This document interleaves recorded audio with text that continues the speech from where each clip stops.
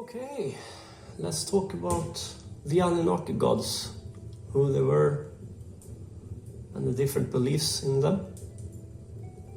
I hope it will make things clear, or clearer.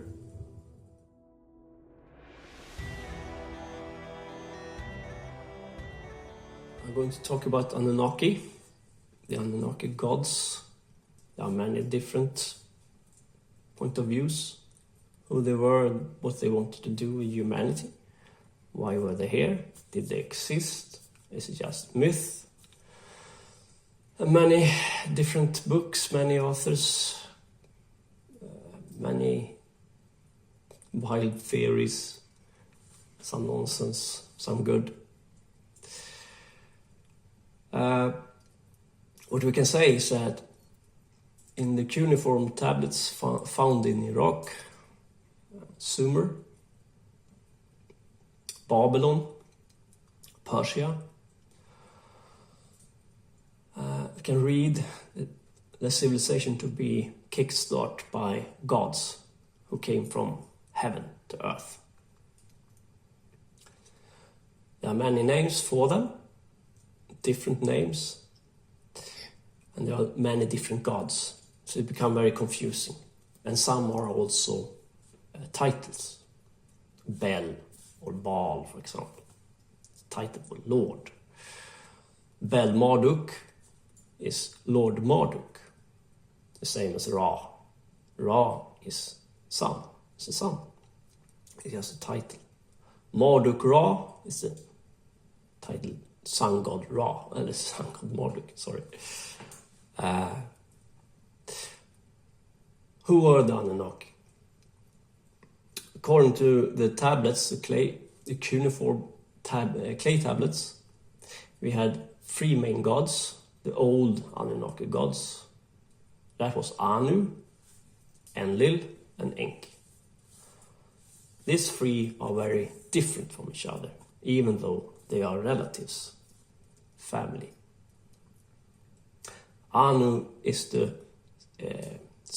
sky god who are very removed from the human affairs. Enlil is the Anunnaki god of the skies. And Enki is the Anunnaki god of the deep. What is the difference? Anu is too remote for the humans to have a real understanding of him. He was here to instigate the creation of this reality. Enlil, the god of the skies, are the god of what we can see, the material facade, the material world, the Asaya. That's the reason why the Christian Gnostic labeled him the demiurge of this creation, because he was responsible for creating the material, what we can perceive with our five senses. And Enki was the god of the deep. He is the god of the metaphysical. That's the reason why they equate him with water. And water, in esoteric lore, is spirit water. If you travel to the metaphysical, you're traveling through water. It's another word for a mental state, to travel in the metaphysical. He is also labeled the scientist and the magician, Enki. So he's the god of the magicians. This three was the old Anunnaki gods. And they start to wage war against the ancient ones. And the ancient ones are gods like Tiamat, Kingu, and they didn't like the noise they made through the human race. because the Anunnaki kickstart the human civilization. It disturbed the ancient ones. And the younger pantheon of Anunnaki gods, we have gods like Marduk, and Marduk came from Enki. Marduk is Enki's son. Another young Anunnaki god like Ishtar, Nanna, Nergal. They were the young part of the Anunnaki family, the young generation of gods. The old Anunnaki god gave Marduk the task to wage war against Tiamat. And Marduk won. After his victory, he gained the ruling office of the material world. He gained the ruling faculties over the material world instead of Enlil. And Marduk's high point in his might was 2100 BC in Babylon. And Babylon became a city who worshipped Marduk, supreme, instead of the old Anunnaki gods. So you have a shift from the old Anunnaki gods to the younger pantheon in the Anunnaki family. And they start to worship the younger ones.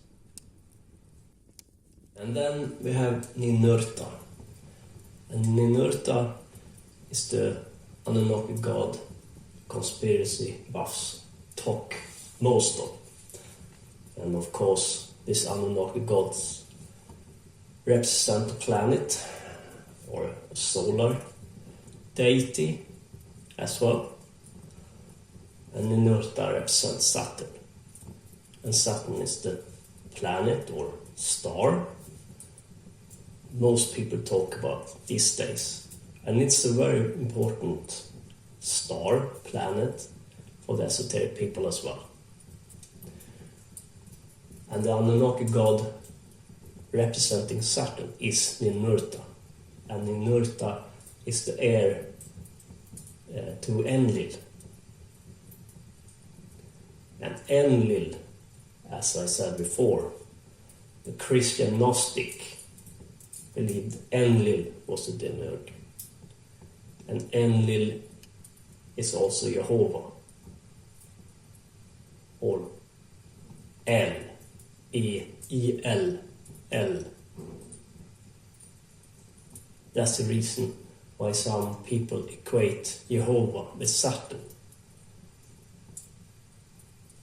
Enlil is not Saturn, Ninurta is Saturn. But Ninurta is the heir to Enlil. And Saturn is a very important star for the Stargate to work. The stairway to heaven. And you need a key to reach there. And it go through Saturn. You have to open Saturn. Ninurta. Enlil is equated with Jupiter before Marduk took over his position. Then Marduk became Jupiter. And then you have Helios, or our sun, Shamash. And Shamash, Ninurta, and Marduk is what they're talking about when they're talking about Solomon's temple. Sol, on. Sol is Jupiter, Marduk. On is Helios, our sun, Shamash. And on is Saturn, Ninurta. Sol, on.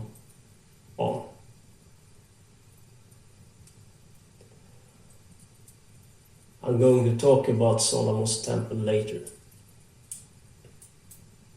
And it's a lot of esoteric hidden lore there. And of course the Freemason talking about the Solomon's temple all the time. That's the reason for it. Sirius is called the sun behind the sun. And Marduk have a Sirush in a leash. Because Marduk control Sirius, the dog star. His pet is a Sirush called Sirish. And you can see it in the depiction of him. If you want to know about religion, what has happened, our past history, you have to understand what happened in Sumer, Babylon, and with the Anunnaki gods. And they don't want you to go there. Enlil was considered to be the god of agriculture. Farming with wheat, corn, and the sickle was a symbol of the moon before, but now it became a symbol for Saturn. Farming.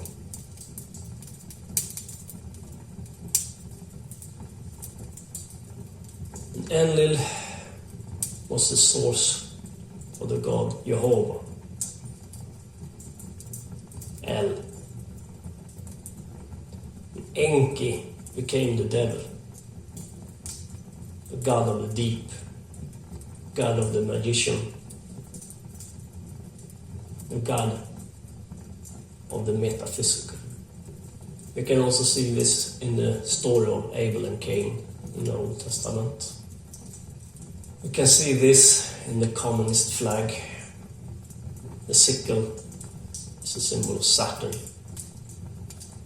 Saturn is also a symbol of the planet, the star, of lead, of the material. Communist, Marxist philosophy will take humanity down to a materialistic harness, what we have created now. And the communists are a proof that we are in the Kali Yuga. We cannot go further down into materialistic ontology than that. That's the end. Enki became the devil, what you have to avoid, and to be a good human being you had to believe in Enlil and worship Enlil. And that make you passive. Everything with Enki was deemed to be evil. So Enlil, Jehovah, El, is very close to Saturn because of Enlil's heir, Ninurta. Marduk was supposed to marry Ishtar. And Ishtar was Enlil's daughter. But instead Marduk married Serpanit. Serpanit was a demigod. Human and God.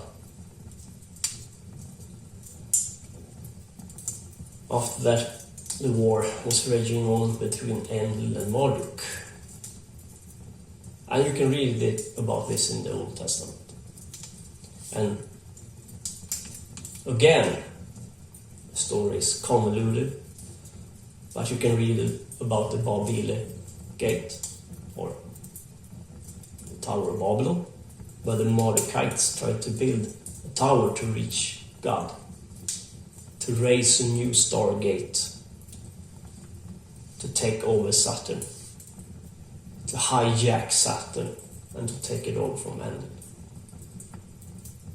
in Earth. And of course the elites destroyed the Stargate.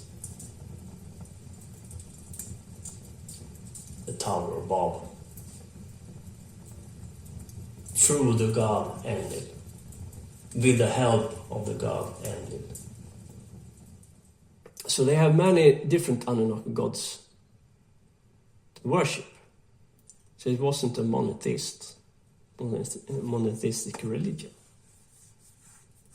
But everyone in Sumer believed in all of these gods, but they chose one of them to practice, to preach to. But they didn't say, I don't believe the other didn't exist. It was clear to them that these gods existed, but they chose one among them. But in Babylon they chose Marduk. And the reason was his victory over Tiamat, Kingu, and the Ancient Ones. The Ancient Ones was chaos, destruction, turbulence. And this Anunnaki wanted a stable society. So the battle is about chaos or rules and regulations, a stable society. So the victory is a victory over chaos. And the gain is a stable society for rules, religion, regulations, constraints. Marduk was the ruling Anunnaki god over Babylon for a very long time. And Marduk had a son called Nabu. And Nabu was the one who gave us the written language. To write and to document was very important. And it was very important in Babylon for commerce. So they need to document a lot of things. How much do you want to buy of this? And where to meet. Time became very important. These Anunnaki gods, some believe these Anunnaki gods came to Earth to mine gold. And this is, I'm sorry to say, I don't believe this for a second. They are writing in codes. They don't want you to know why they were here. Some believe this Anunnaki gods was aliens. Some believe they were spirits who could take a material form, a body. I think they were spirits, and they had a hard time to have a physical form here on our planet Earth. But they could have it. And some tablets are talking about gods, and they claim they could take physical form. But they had a hard time to do it, so I think they needed the human race to help them to do what they were supposed to do here. And some believe they were here to mine gold. I don't believe they were here to mine gold. They were here for another reason, and they tried to cover it up.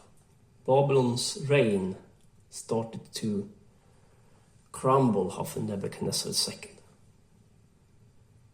And Cyrus the Great took over. And Cyrus the Great was a Persian. And Cyrus the Great wanted to unite Persia in one empire. And here is the problem. If you want to have a big empire, you need a more stable society than it was before. Sumer, and even during the Babylon's reign, there were many gods, and the city-states waged war against each other. The gods waged war amongst each other. And Cyrus the Great wanted a more stable society, and he wanted an empire. So he wanted one god, one religion. And that religion was Zoroastrianism.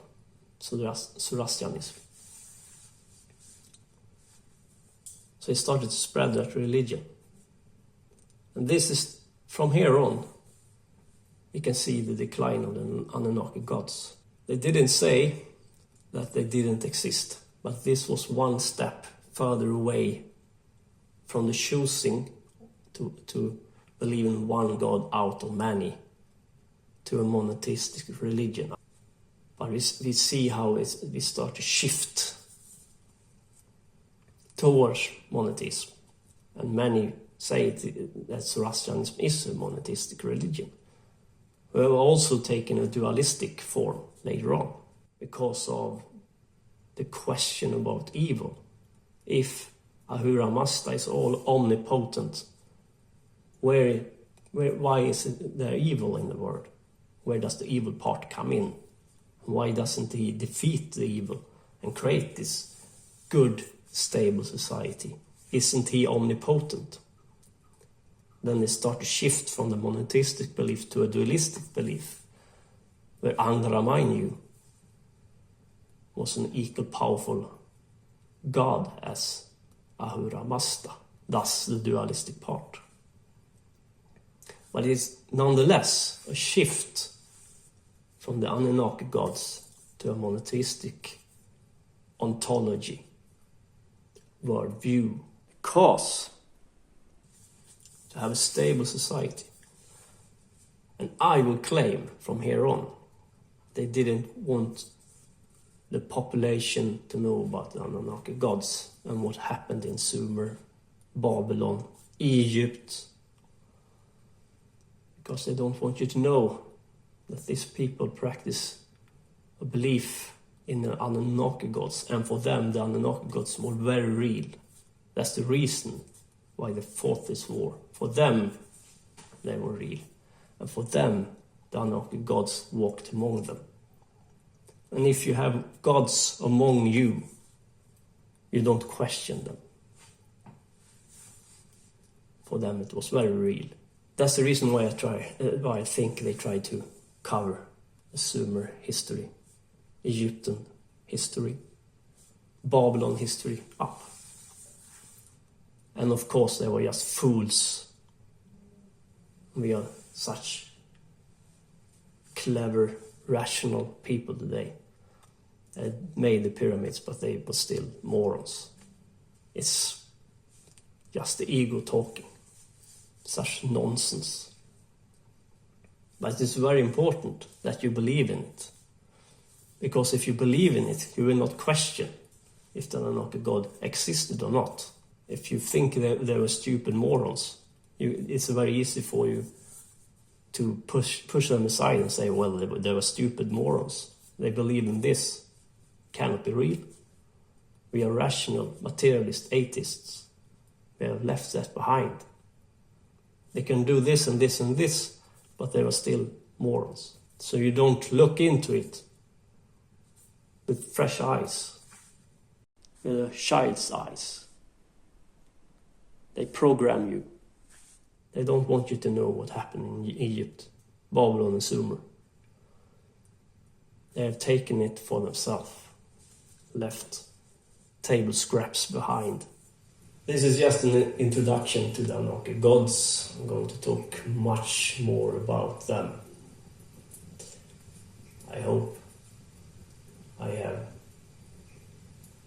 given you some information you hadn't before. But this is just a start. But for now, take care and bye-bye.